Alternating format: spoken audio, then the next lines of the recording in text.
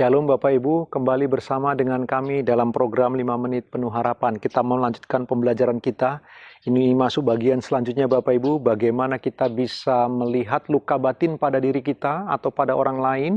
Jelas luka batin tak terlihat, namun fenomena luar, gejalanya kita bisa lihat Bapak Ibu, sikap dan tingkah lakunya bisa kelihatan orang yang mengalami luka batin.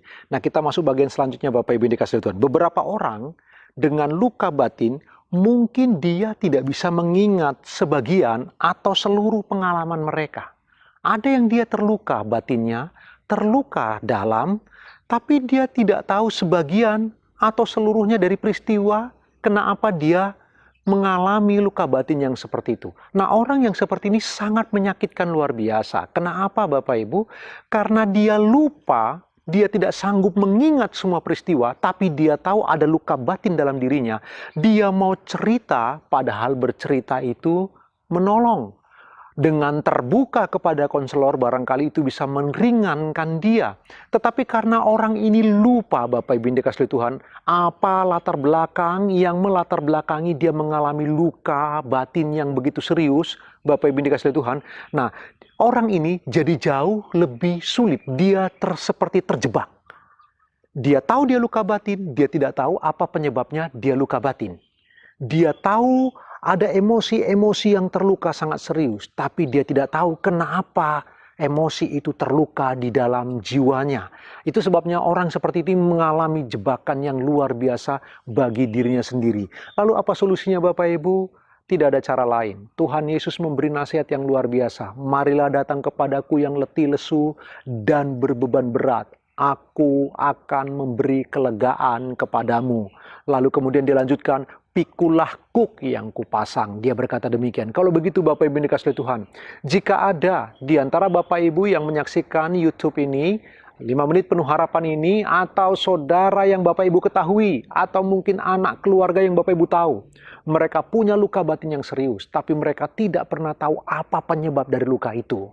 Undang mereka untuk datang kepada Kristus. Karena Kristus memberi undangan yang begitu manis. Dia berkata, mari datang kepadaku yang letih lesu dan berbeban berat. Orang yang luka batin seperti ini beban yang serius Bapak Ibu. Beban yang sangat berat. Karena dia tahu dia terluka, tapi dia tidak tahu, dia sudah lupa apa penyebab dia terluka. Dia terpenjara oleh itu Bapak Ibu. Karena itu, datang kepada undangan Kristus, berserah kepada Kristus, maka Kristus yang sanggup memberi kelepasan untuk luka batin yang seperti ini. Bapak Ibu yang dikasihi oleh Tuhan, sebenarnya ada banyak barangkali tanpa kita sadari. Ada luka-luka yang menganga dalam perasaan kita. Dan kita tidak tahu apa penyebabnya. Atau mungkin sudah terlalu banyak yang kita alami. Umur kita sudah cukup panjang. Terlalu banyak hal-hal yang pahit yang kita alami. Sampai kita sulit untuk coba mengurai satu persatu Bapak Ibu. Kita coba breakdown ke bawah. Kita sulit untuk mengingatnya. Tapi kita tahu itu semua membuat luka di batin kita. Bapak Ibu, sekali lagi undangan dari Tuhan Yesus Kristus berlaku bagi semua orang.